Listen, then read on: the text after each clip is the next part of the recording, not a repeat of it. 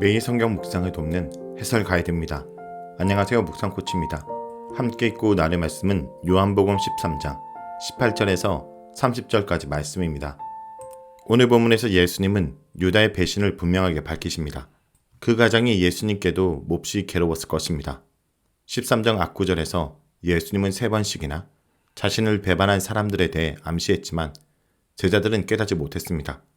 이제 구체적으로 예수님은 빵을 떼어 줌으로써 유다가 배신자가 될 것을 지목하지만 이 부분에서도 제자들은 그 뜻을 이해하지 못합니다. 가장 가까이 있는 제자들과 그 고통을 나눌 수 없는 예수님의 모습이 대조됩니다. 먼저 18절에서 20절 읽겠습니다. 내가 너희 모두를 가리켜 말하는 것이 아니니라. 나는 내가 택한 자들이 누구인지를 알미라. 그러나 내 떡을 먹는 자가 내게 발꿈치를 들었다 한 성경을 응하게 하려는 것이니라. 지금부터 일이 일어나기 전에 미리 너에게 일러 두면 일이 일어날 때에 내가 그인 줄 너희가 믿게 하려 함이로라. 내가 진실로 진실로 너에게 이르노니 내가 보낸 자를 영접하는 자는 나를 영접하는 것이요 나를 영접하는 자는 나를 보내신 이를 영접하는 것이니라. 18절에서 20절은 예수님이 배반자에 대해서 말하는 내용입니다. 예수님은 배반자에 대해서 말합니다. 18절에 내가 나의 택한 자들이 누구인지 알미라. 예수님은 앞절에서 자신을 배반한 사람들을 알고 있듯이 자신이 선택한 사람들도 잘 알고 있습니다. 중요한 마지막 만찬과 세족시를 행하고 설명하는 자리에서 예수님은 자신을 배반한 사람에 대해 3번째로 언급하고 있습니다. 요한복음은 이러한 구도를 통해서 예수님이 당해야 되는 배반의 크기를 중폭시키므로 그의 고난을 강조합니다. 예수님은 이 모든 것을 알고 계셨지만 유다가 어떻게 행동할 것인지를 끝까지 지켜보면서 기다리셨습니다.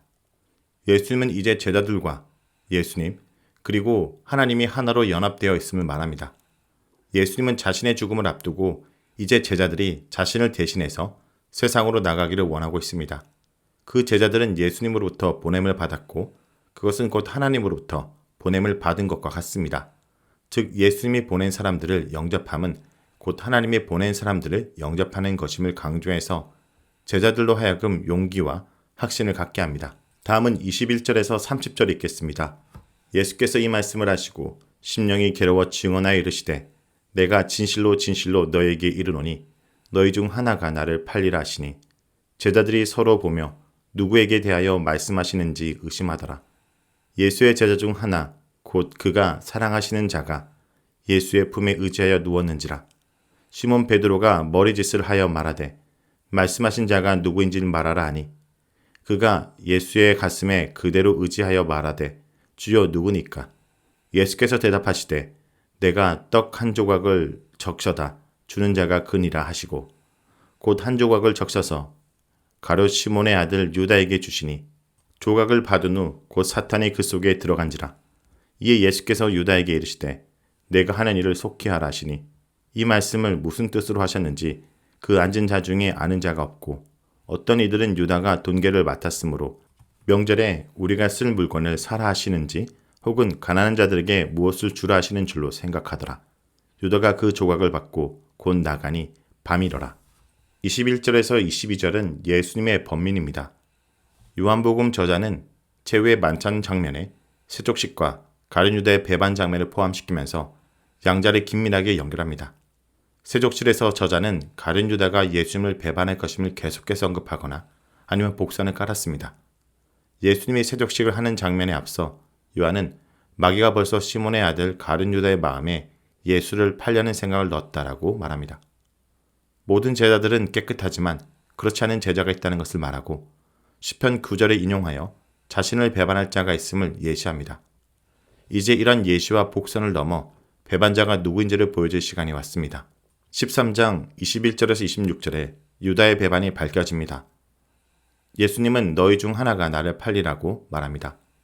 예수님의 번민은 11장 33절과 12장 27절에도 나오는데 이는 죽음과 관계되어 있습니다. 비록 그 사실을 이미 잘 알고 있지만 제자 가운데 배반자가 있다라는 것을 인정하는 것 자체가 예수님의 마음을 산란하게 만듭니다. 21절에 심령이 괴로워 증언하여 이르시되 이 괴로워하다라는 표현은 예수님이 하나님 앞에서 자신의 죽음을 앞두고 사용했던 단어인데 제자들 중 배반자가 있다는 사실에 직면한 예수님의 심정을 묘사하는 데도 쓰이고 있습니다. 육신으로 온 예수님의 모습이 잘 나타나고 있습니다. 진실로 진실로 라는 이중 아멘은 16절과 20절에 이어 세 번째로 나오는데 예수님이 이 부분을 강조하여 말하고 있음을 보여줍니다. 예수님의 강력한 언급에 제자들은 당황하여 누가 배반자인지 서로를 보면서 어쩔 줄 몰라 하며 의심합니다. 23절에서 26절은 애제자가 배반자에 대해서 묻는 내용입니다. 여기까지 장면은 공간복음에서 나오는 동일한 사건 장면과 크게 다르지 않습니다. 그런데 배반자가 누구인지 제자들이 서로 확인하는 장면에서 애제자가 나와 예수와 베드로의 중재자로 등장하는 것은 요한복음에만 나오는 내용입니다. 앞절에서 다른 제자들은 배반자를 언급한 예수님의 말에 당황하지만 예수님의 애제자에게는 그런 분위기가 감지되지 않습니다. 24절에 시몬 베드로가 머리짓을 하여 말하되 말씀하신 자가 누구인지 말하라 하니 베드로는 곤란한 질문을 애제자를 통해서 묻습니다. 애제자는 정통적으로 이 복음서의 저자인 요한으로 알려져 있습니다. 그럼에도 익명으로 한 것은 객관적으로 모델이 되는 제자 하나를 소개하고 싶어서였을 것입니다. 사랑하는 제자 요한의 특별한 지위를 베드로의 태도에서 알 수 있습니다.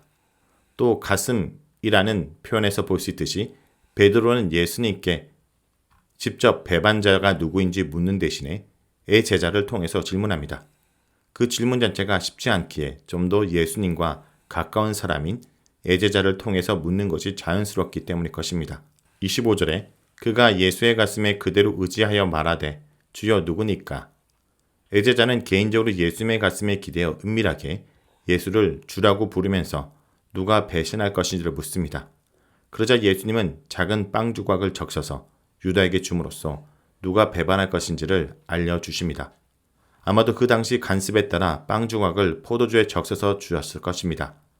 빵과 포도주는 나중에 예수님이 성찬을 제정할 때 사용한 것으로 예수님의 살과 피를 상징합니다.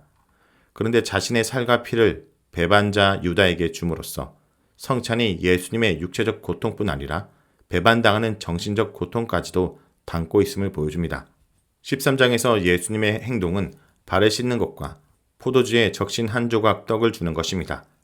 세족식처럼 떡을 건네주는 것도 사랑의 표현입니다. 예수님은 유다에게도 다른 제자들과 같은 끝까지의 사랑을 상징적으로 제공하였습니다. 로마의 만찬에서 식탁은 말구평으로 배치되었습니다. 예수님을 포함하여 13명이 만찬을 먹었기 때문에 머리 테이블이 중앙에 그리고 좌우에 식탁이 각각 있었을 것입니다. 좌우 테이블에 각각 5명씩 제자들이 앉았고 중앙 테이블에는 3명이 앉았을 것입니다. 한가운데 예수님이 앉으셨고 사랑하는 제자는 예수님 오른편에 앉았습니다. 그래서 그는 쉽게 예수님 품에 안길 수 있었습니다. 그런데 놀랍게도 예수님 가까이에 가룟유다가 앉아있음을 알 수 있습니다. 그래서 예수님은 한 조각을 찍어 당신의 왼쪽에 있는 유다에게 손을 뻗어 쉽게 줄 수 있었습니다. 당시 식사법은 왼손을 머리에 기대어 비스듬히 누워 오른손으로 음식을 먹는 것이었습니다. 베드로의 위치는 중앙 테이블 오른쪽 끝이었을 것입니다. 너무 멀리 떨어져 있어서 사랑하는 제자에게 머리짓으로 의사를 전달했을 것입니다. 베드로의 위치는 그가 가장 늦게 세족식을 한 것과 잘 어울립니다. 27절은 사단이 유다에게 들어간 내용입니다. 27절에서 30절에 궁극적으로 갈라서는 예수님과 유다의 모습이 나옵니다. 유다는 예수님이 준 빵 조각을 먹자마자 그에게 즉시 사단이 들어갔습니다. 예수님은 유다에게 배반의 빵을 선택할 수 있는 자유를 준 것 같습니다. 내가 하는 일을 속히 하라. 배반의 빵을 거절할 때 유다는 자기와의 싸움에서 이길 수 있었을 것입니다. 그렇지만 그는 이미 자기 마음속에 배반의 싹을 키우고 있었기에 즉각 사단에게 마음을 내어주고 말았습니다. 그는 떡을 먹지 않고 받기만 하였습니다. 그리고 그 떡을 들고 나가버립니다. 28절에서 30절은 예수님의 배반 예고를 이해하지 못하는 제자들의 모습입니다.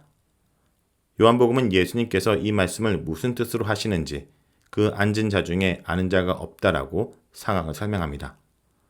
이 구절에 대한 요한복음의 해설은 애제자의 질문과 예수님의 답변의 의미를 독자들에게는 알려주지만 제자들은 이해하지 못하고 있음을 보여줍니다.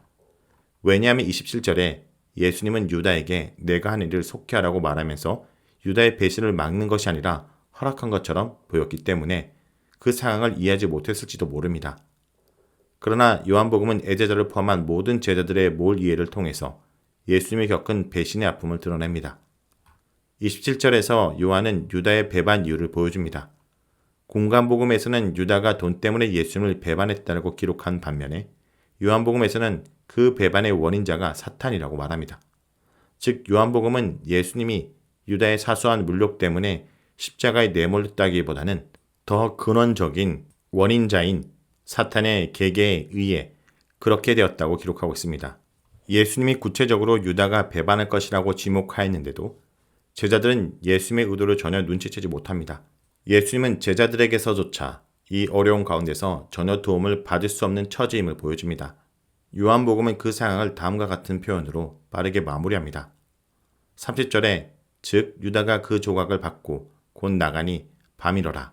유다가 예수님을 떠난 시간은 밤입니다. 요한복음에서 밤은 상징적으로 악하고 제 아래 있는 상태를 나타내며 이해하지 못하는 무지의 상태를 상징합니다. 그의 행동이 정당하지 못하다는 것을 보여주는 것입니다. 바로 유다의 선택이 그러한 의미와 부합한다는 점을 묘사하고 있습니다. 자, 여기까지가 요한복음 13장 18절에서 30절까지 말씀입니다. 오늘 말씀을 통해 우리는 무엇을 묵상하고 적용해야 할까요? 예수님은 끝까지 사랑하십니다. 예수님은 제자가 배반할 것을 알고 심히 괴로워하셨습니다. 예수님은 처음부터 유다를 주목하셨고 이미 여러 차례 회개하고 돌아올 기회를 주셨습니다. 사탄의 게임에 빠진 제자라도 긍휼히 여겨주시는 은혜를 마지막 순간까지 거두지 않은 것입니다. 혹시 내가 지은 죄가 사람들에게 드러나지 않으니 예수님도 모르겠지라고 착각하고 있지는 않습니까? 죄를 뉘우치고 회복할 기회를 주시기 위해 사람들 앞에서 폭로하여 부끄러움을 주지 않으시는 주님을 더 이상 기다리게 하지 마십시오. 이렇게 우리를 끝까지 사랑하시는 예수님의 그 은혜를 잊지 않으므로 이제는 그 죄의 문제에서 돌아서기 원합니다.